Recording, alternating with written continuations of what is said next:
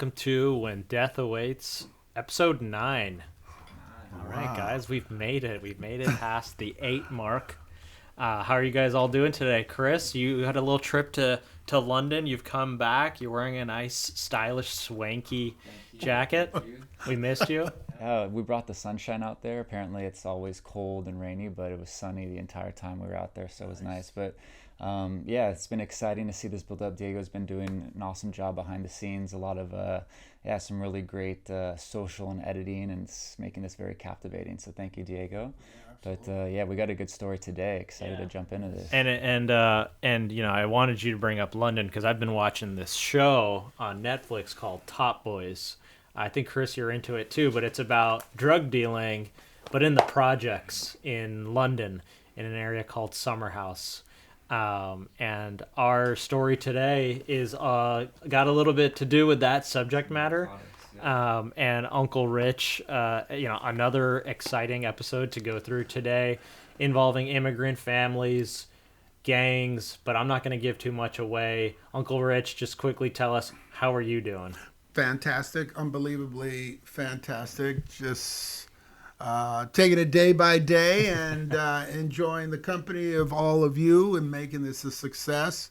I would just say, and I've talked to a number of my colleagues from the office over at LA County Sheriff's Homicide who are very much appreciative of bringing to light these cases and raising the profile of the Sheriff's Department, believe it or not, because we've always kind of been the at the shadow of LAPD is in all those productions you never hear about LA County Sheriff's Department. So it's kind of interesting. So no, that's great to hear. I mean, you've brought in amazing colleagues on as guests, and we're hoping to do more of that and to help build that profile. You guys do an important job. For Chris and I've probably never even seen a gun. It's harrowing stuff for us to listen to, but also incredibly informative and entertaining, we hope, for the audience. Yes. Absolutely. Nice. So we'll go right into our case today, and I'll paint the scene a little bit. It's May 30th, 2013 in Lakewood, California. Lakewood borders Long Beach on the northeast side. You know, it's a affluent neighborhood, middle class, upper middle class. It has about 80,000 residents. The public schools are rated very highly. It's got a suburban feel, and the family we're talking about today is an Indian family. Parents who have immigrated from India. Typical story of coming here for a better life, professional life for their children. They've got 3 kids, 2 boys, Cyrus and Suraj, and they also have a daughter who at the time was studying abroad in Brazil. This is very familiar to me. I am not Indian. I am Pakistani, but similar story. My parents came from Pakistan. My dad's a veterinarian. My mom is also a stay-at-home wife, mother. Very gratefully, I don't know how we would have turned out had she not done that, just by the nature of what we were like. And I got 2 brothers, and we were pretty rowdy.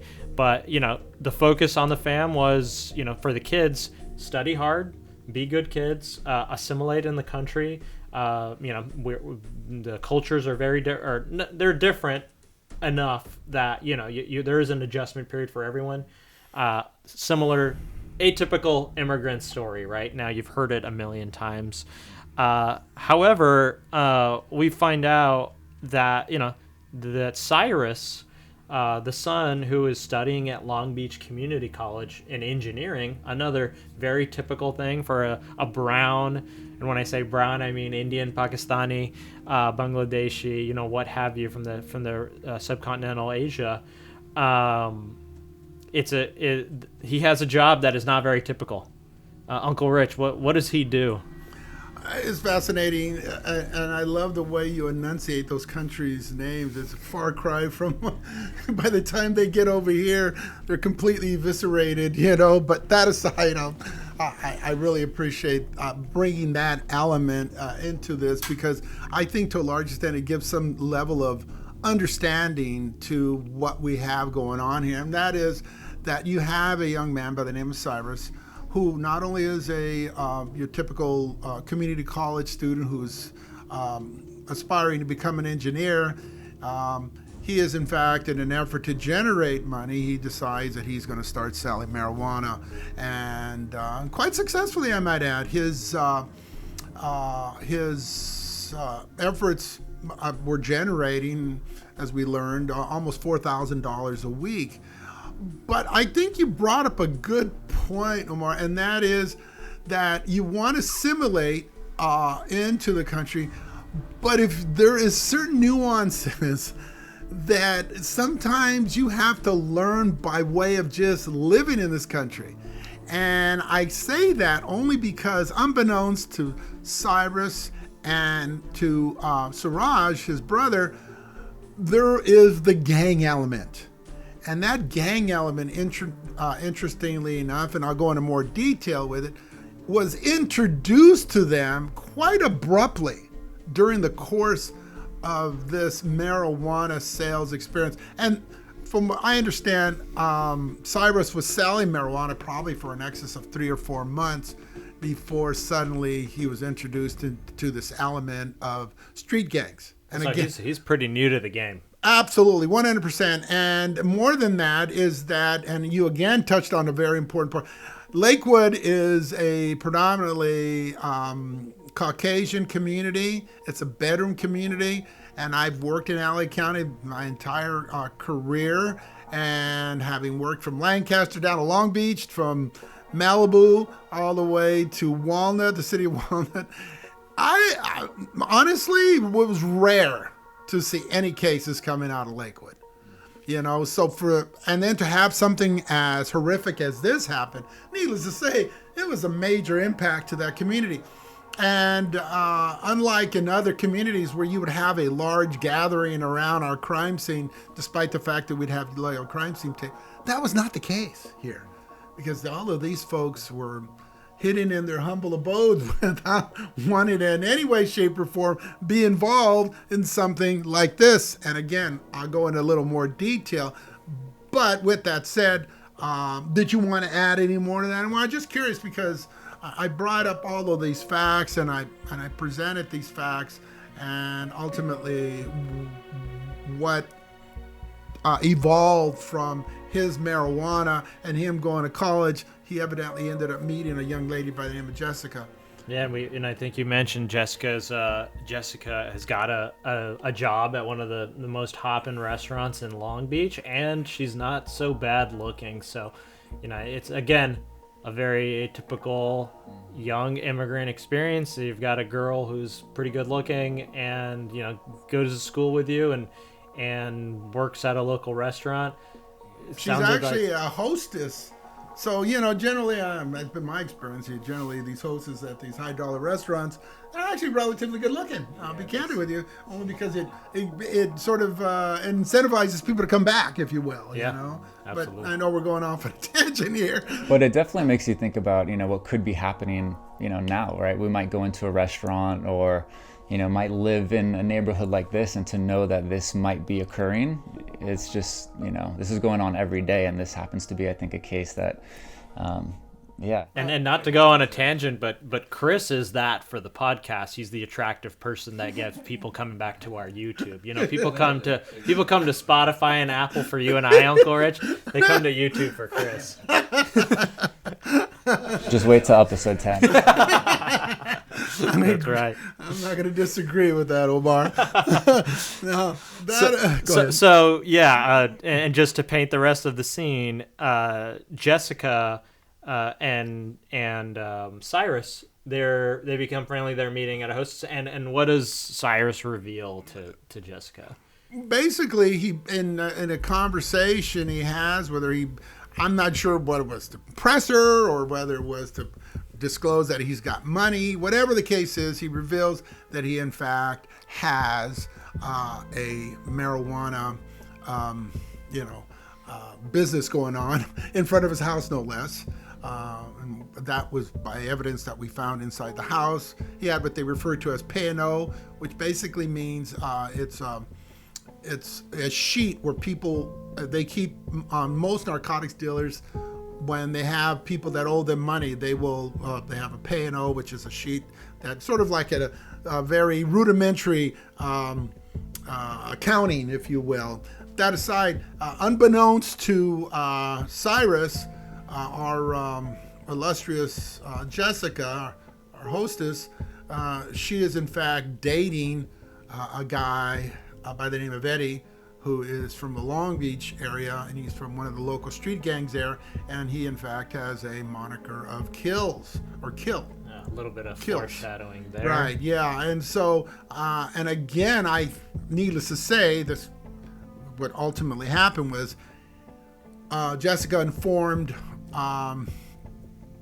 Eddie or Kills of this, and at that point, the light went on for Eddie, and he says, well, let's go see if we could shake this guy down, which is typical. Having worked street gangs for 11 years, they have what they refer to as taxes. I know when the connotation for taxes is we have to pay our taxes every year. Well, in the gang subculture, if in fact you're dealing narcotics, you have to provide the gangs that run those areas a certain percentage of your revenue.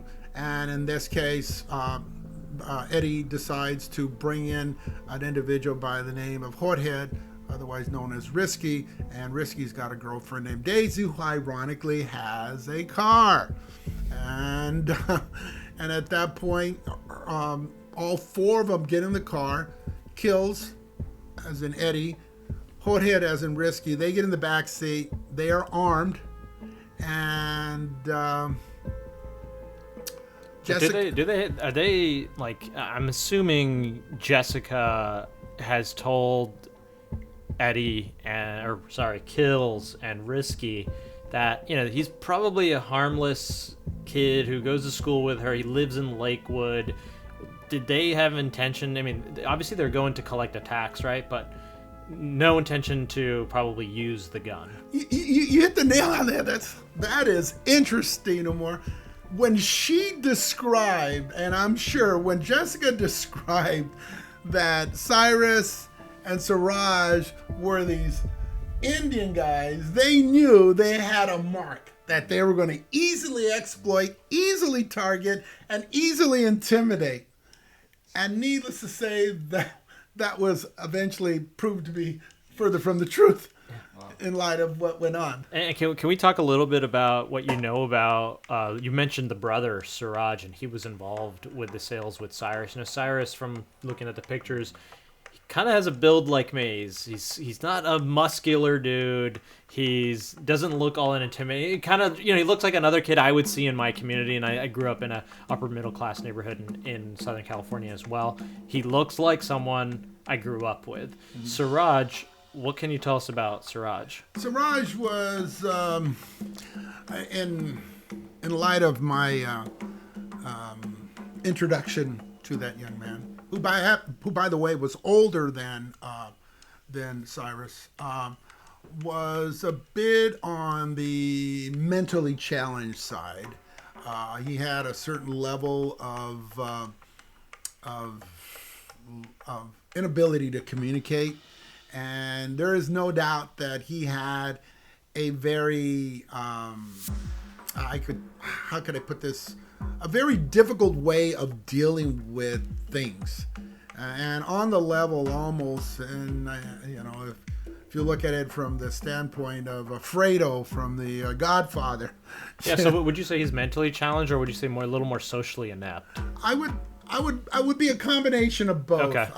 Only because he had an inability to communicate his level of concerns, and and I'll explain as we go along what exactly that reflected. For those who are not indoctrinated on the legend that is the Godfather, Fredo is a character who is a brother of Al Pacino's character, right? Michael Corleone. Michael Corleone, and he is, what the kids would call maybe more of an NPC, a non-playable character. He's not integral in the brains of the operation, but wants to be seen and treated as such. Is that an accurate way? I'm assuming 100%. that's why you use I couldn't have said it better. Okay, cool. I couldn't have said it better. And that's exactly what we were able to surmise from this whole experience. Got it. So to bring you back to where we were, they're in the car. It's about, it's around 10 a.m. probably around-ish in the mid-morning. Mm-hmm. And the four of them are driving over to Cyrus's house, who has been somewhat lured in by Jessica. Correct. Over the phone to come over. And so he's assuming it's just this girl who is attractive that he knows is coming over to hang out at his house. And I'm assuming the parents probably aren't home. At this point, no, I didn't see the parents until after. Okay, and they show up to the house.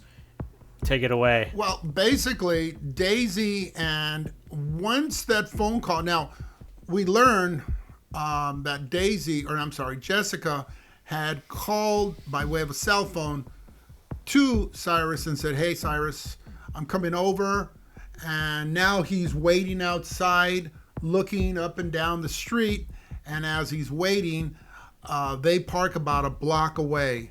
Daisy's driving, she pulls up, again a block away, and then at that point, Eddie and Hothead, Risky and Kills, get out of the vehicle, and they start walking up to to Cyrus. And at that point, it's interesting because Cyrus is thinking, who are these guys? They obviously are not here for me. I'm waiting for the pretty hostess, and suddenly they see these guys, and at that point, there is a confrontation, and they say to him, "Hey, we're here. We understand you're selling, marijuana in our territory." Cyrus takes umbrage with that because he realizes that this is not a gang territory. There is no gangs in Lakewood. I would just say that much. Now, gangs visit Lakewood quite a bit, especially with the Lakewood Mall, but they don't necessarily you rarely see gang graffiti and the likes. Anyways, make a long story short, he says, this is not your territory. And what at this point, basically they're telling Cyrus, we're going to tax you, and any money that you generate, you're going to have to give us a percentage of, as I explained. And he says, no way. And of course, both of them are armed. And at that point, they intimidated him, thinking that he's going to fall for this. And then a fight ensued. And it's an altercation between Cyrus and these two guys, and suddenly Siraj comes out, and here these mean, rough and tumble gang members who are a whole heck of a lot taller, whole heck of a lot bigger than Cyrus and Siraj, and yet Cyrus and Siraj are getting the better of these guys to the extent at one point Eddie's on the floor.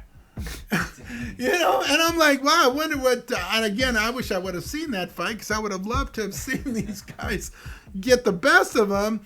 Needless to say, at that point, and it's funny because I'm looking at the photos of this incident, Eddie pulls out, Jorge pulls out his gun and then fires at Cyrus and shoots him and kills him. And the gunshot is in the head. Right. And so, and then of course at that point, nothing was taken, and because we did find a number of dollars in Cyrus's pocket and by way of the crime scene. And by the way, just to let you know, all of what I'm telling you right now is explained by Siraj. Now, he has just witnessed his brother get murdered. So these guys run back to the car where then Daisy and Jessica are waiting, and then they drive away. So I get there, and so Siraj calls the cops? I think somebody else called 911. I don't think it was Siraj, and the reason why I mention that is because I can't find Siraj. When you get to the house. Right. I mean, he's not there. He just witnessed his brother die. And we had looked in the house, and we did find some paraphernalia reflecting the fact that they had sold marijuana and the like. But then I'm thinking to myself, okay, where's Siraj? That's his older brother. And I'm thinking to myself, how is this guy? And this goes to the description in terms of his issues. And somebody tells us, hey, Siraj is in Long Beach right now at a local bar. Wow. And I'm like, you're kidding me. And mind you, we already had all the evidence reflective of they were selling marijuana out of the house. So at this point, I drive down to Long Beach, take a police car with us, and there he is, throwing back a couple of beers, and I'm not sure. And what was his? I mean, everyone grieves differently as we've I'm like not gonna learned. disagree with that. As we've learned from the many different incidences we've covered on this podcast. But of course, this guy seems a little bit off. But what you said? He's throwing back a couple beers, but like, what was his general demeanor? The general demeanor was, "Hey, what are you doing here?" I didn't see anything, kind of thing. That was his initial response. And I said, well, we have evidence that you were at the house and you were selling marijuana. So I actually arrested him for sales of marijuana. Because you have to remember, is that marijuana, the sales of marijuana, despite it all, is still illegal. You have to have a licensed dispensary. You cannot sell marijuana in front of your house. Regardless of the legislation and everything else, granted, they've minimized marijuana, but you could see this is marijuana, and it has resulted in this incident. So I took Siraj back over to Lakewood Station. But also, sorry to cut you off, but this is also 2013. Marijuana in California, at least, does not have the same level of what, I don't know what the right word is, but like, moral qualms today as it probably did in 2013, right? I would say, I'll agree least, to some extent. Yeah, or at least, from a criminal justice standpoint, there were less dispensaries. That was all getting more normalized. Yeah. And like you said, unauthorized sales of anything, really. Right, yeah. And again, even the federal government here in the United States still does not necessarily legalize it. So, right. That being said, take Siraj, and suddenly now, with handcuffs on him, he becomes a whole heck of a lot more cooperative, and he starts to become somewhat more forthright in terms of what had transpired. So when I described what I described, that was his statement to us later on. So it's subsequent. But again, and again, I go back to when I went back to the house.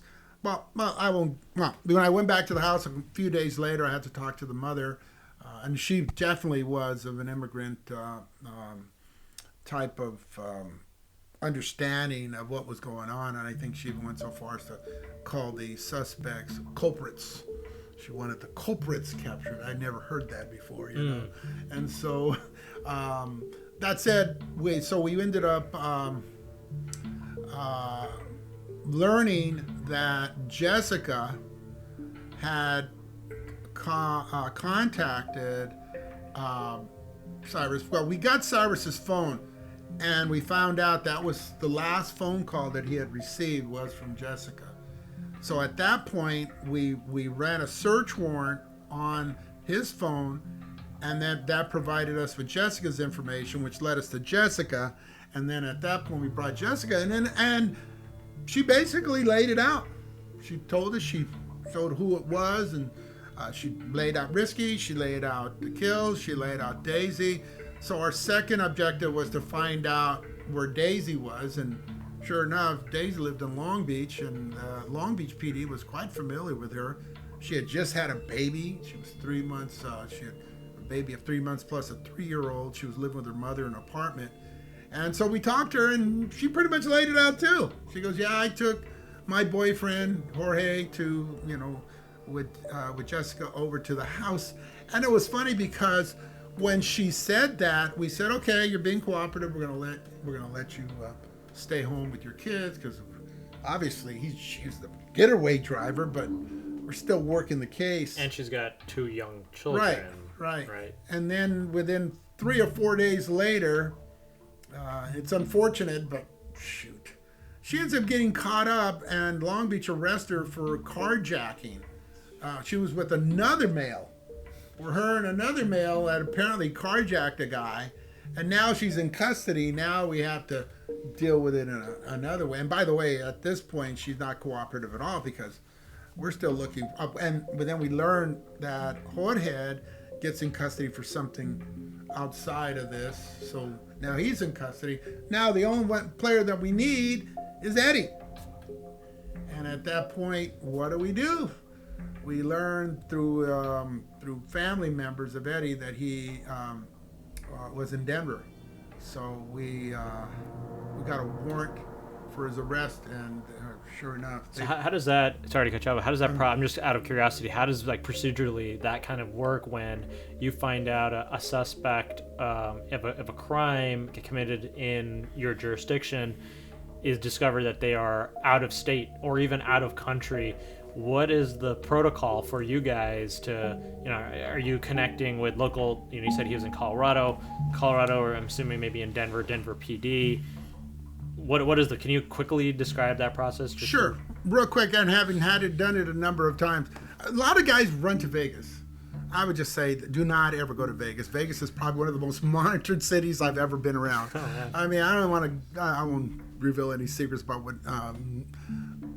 they do over there. But what's the thinking that why people run to Vegas from here? They figure the hotels and the apartments, and they could. But I've never not caught a suspect in Nevada, because they all end up going to Nevada, and invariably I always catch folks in Nevada. But that's another story.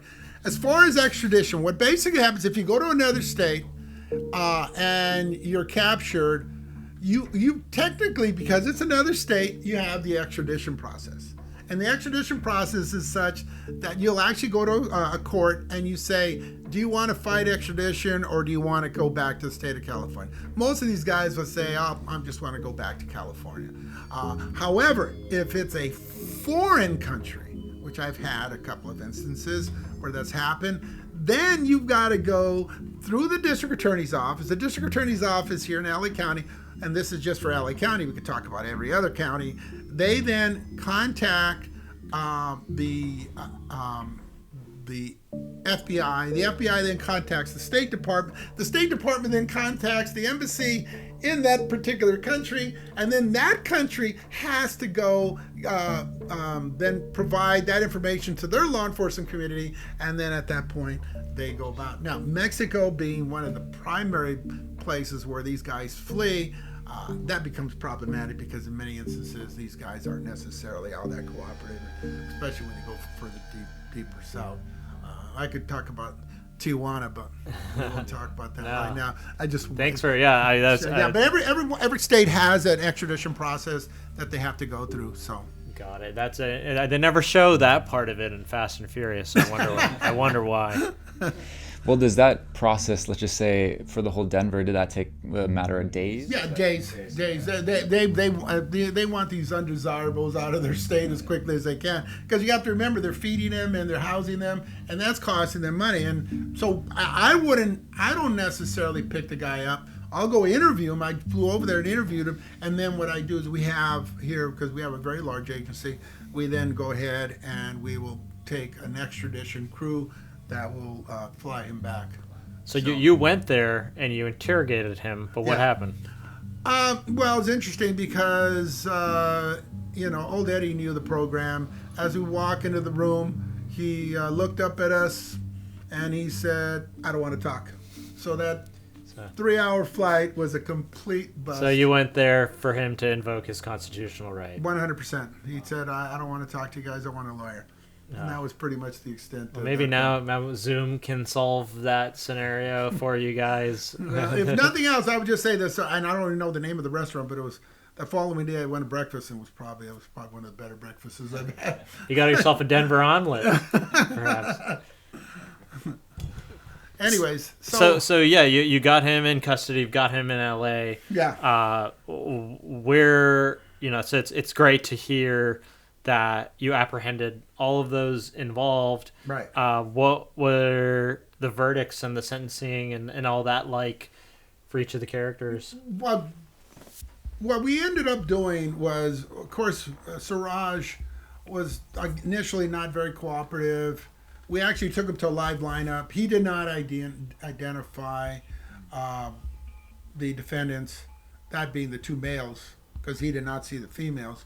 But then when he got into court, he suddenly decided to identify them. But by this point, he lost a lot of credibility because, I mean, I've had occasion or two to be in court in these jury trials where on one occasion a witness literally, and not in this case, looked over at the jury and pointed to one of the jurors as the person who committed the crime. Oh my God. It's like, really? Jeez. I just more jury duty for me. But going back to this jury and this trial, it turns out that Jorge was identified as the person who shot, so he ended up getting life without. He got 25 to life plus a gun allegation. Eddie, who was initially going at the behest of Jessica, he ended up getting 9 years, and both the females ended up, I believe, they got 9 years as well. So, and Jessica, interestingly enough, that negotiated settlement was based on her cooperation during the course of this trial, because you have to remember, she orchestrated the entire thing. This would have never happened had she not brought this to the attention of Kills and Risky. So was she tried as a co-conspirator, Yeah. or what were the sentencing like? The guidelines themselves? Yeah, well, basically, she, because of her, I think it's 192 of the Penal Code, if you, in fact, conspire with your fellow defendants, you, in fact, are going to be just as liable as the person who actually fired the gun. So that's how that worked out. And, again, that was based on a negotiated settlement. And, again, I go to this, guys. I mean, really, they talk about drug offenses being nonviolent. I mean, really? Come on. I mean, there's no such thing in my estimation. Again, I worked street gangs a long time, and I don't know how many occasion or two where, a guy would be, whether it be down in South LA or East LA or down in the San Gabriel Valley, you're standing in the street corner, there's a likelihood you're going to have a gun with you because you don't want to get ripped off. And if I want to go full circle here, old Cyrus and Siraj hadn't quite got that concept down. Literally, they could have conceivably defended themselves, and this would have been prevented. I'm not in any way condoning the use of guns. Yeah.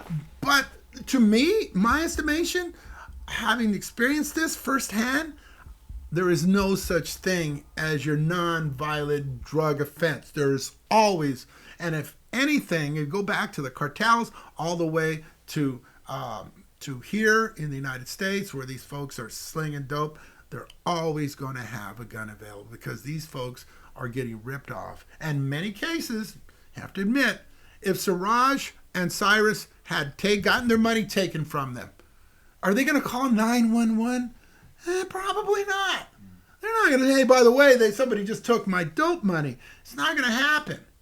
So violence and threats are very commonplace in that world. And again, Cyrus and Siraj hadn't quite got that concept down yet. So you touched on something super interesting there, and it's something that one of the probably most popular influencer celebrities here in the U.S., if not the world, has taken it on, herself to solve to some extent is Kim Kardashian.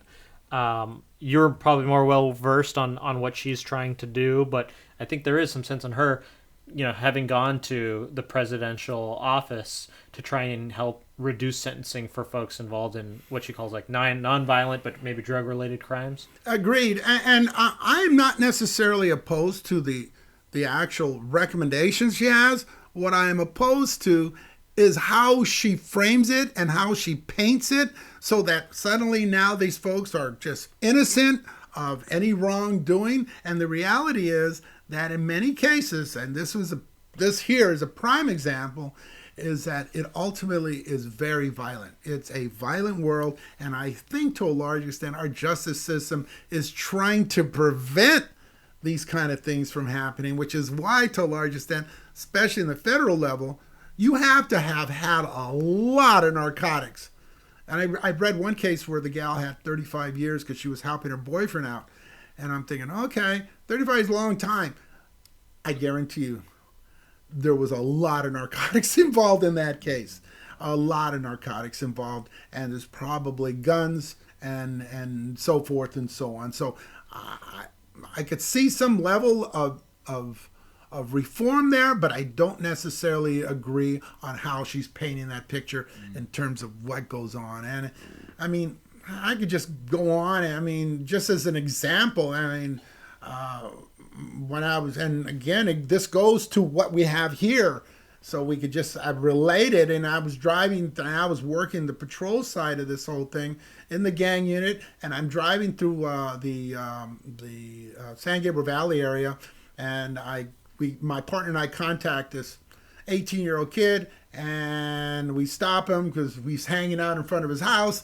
And sure enough, we find in excess of 4 or 5 rocks.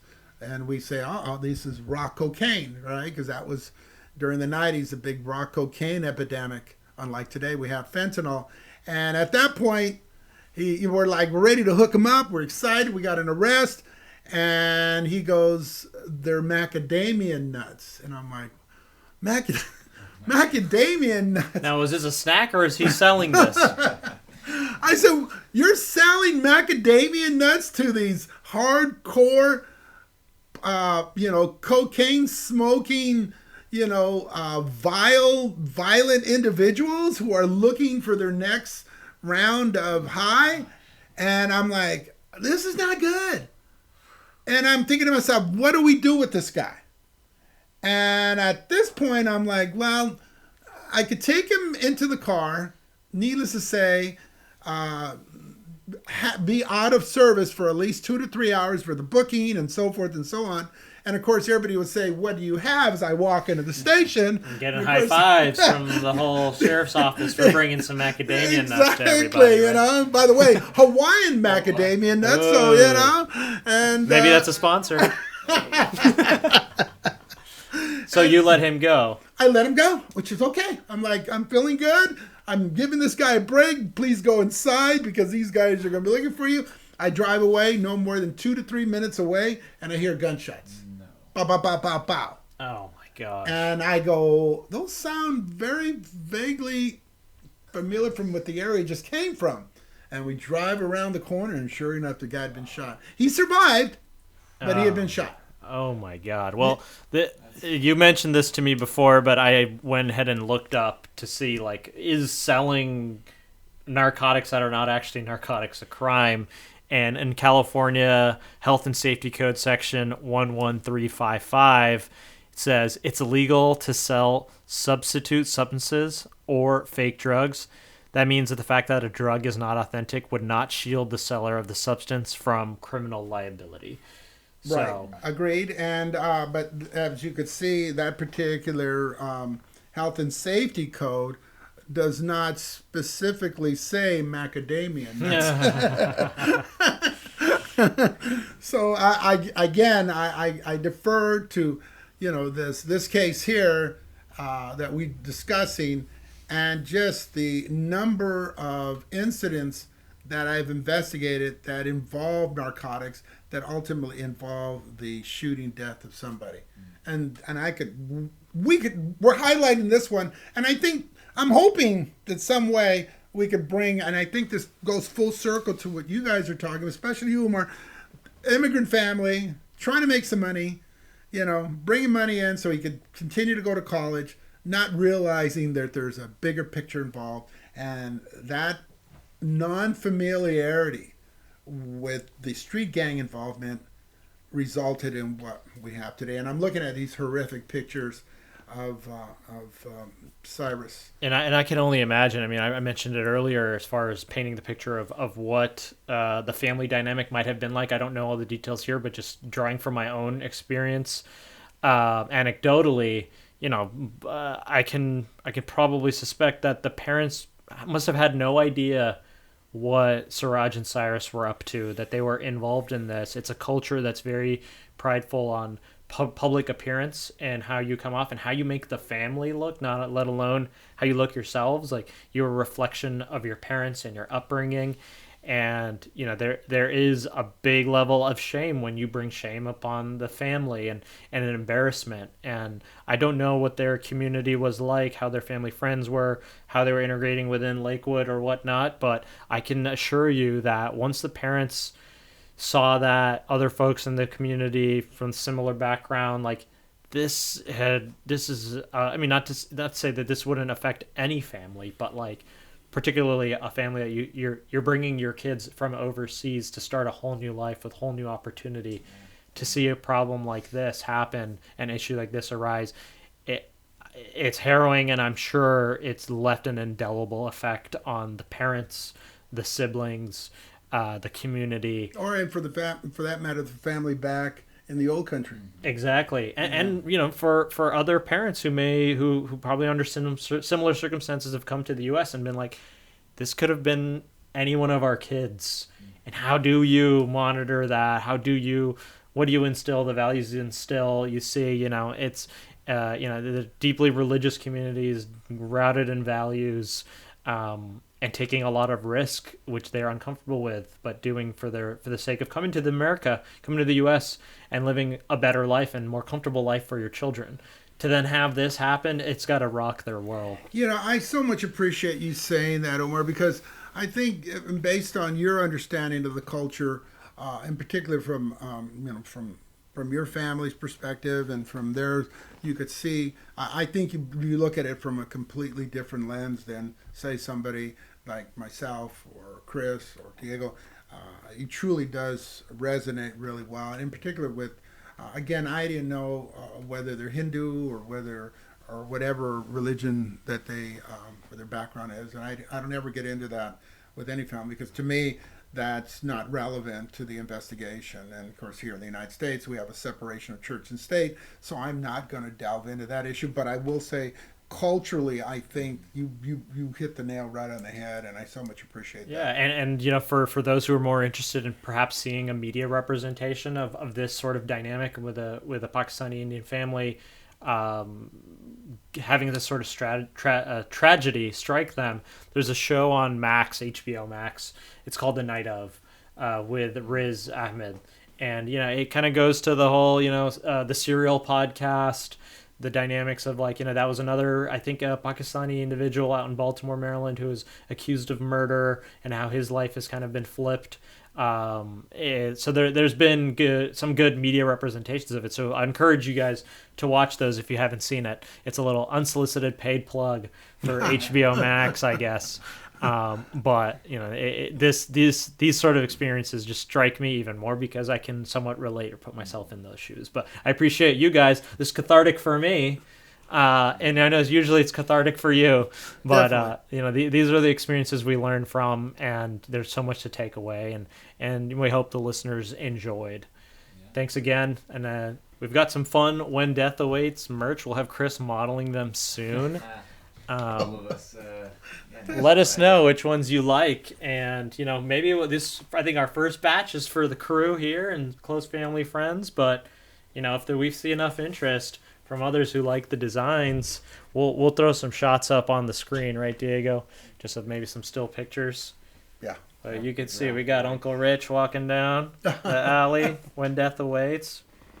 Anything else before we go? And then next episode 10 will be our wrap for season 1. Thank you all who are joining along for the ride. Yeah, and I'll just go to this, and Chris and Umar, I know you guys had that welcoming approach of any questions from our listening audience and our viewing audience. I encourage questions because, like everything else, I'd love to hear from those folks that are curious about this, and in particular, even from those communities that can relate to this incident, what Omar had explained, I'd love to hear more questions directed towards you in terms of how you would go about explaining to that. And I think it's when death awaits at gmail.com or when death awaits on all of our social channels or almost everywhere you can imagine. Always welcoming to Uncle Rich's point. We want the audience to be a part of this. Absolutely, 100%.